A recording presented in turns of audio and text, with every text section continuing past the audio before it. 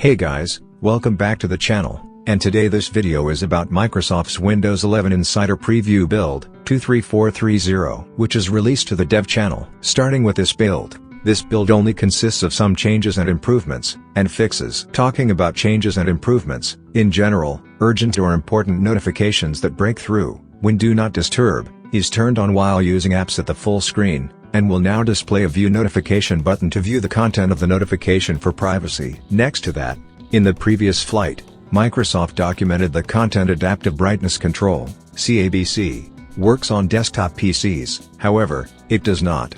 Microsoft has updated that blog post. Content Adaptive Brightness Control, CABC, also needs to be enabled by the OEM, the manufacturer of the device.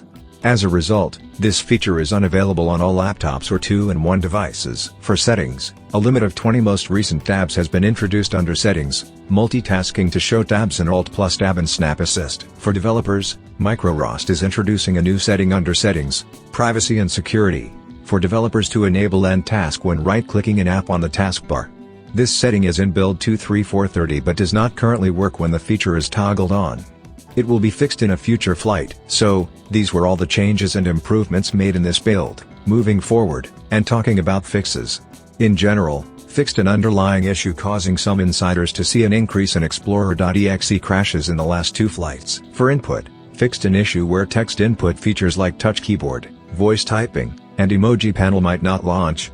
Also fixed an issue where the buttons in the Pinion IME's settings flyout were hard to see when they'd focus if a contrast theme was enabled. For Task Manager, fixed an issue impacting Task Manager reliability. Also, the search box should no longer be cropped at the top when the window is maximized. Lastly, for accessibility, fixed an issue where in Quick Settings, Narrator was reading out the previous page's title instead of the active pages. After downloading Voice Access, information to help you get started with it should correctly open again now.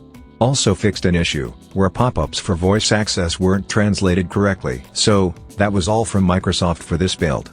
If you want to know more, follow the link to the official Microsoft blog from the description.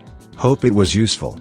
Consider like for the video, subscribe to the channel, and if you have any questions, just comment down below. Thanks for watching, and have a great day ahead.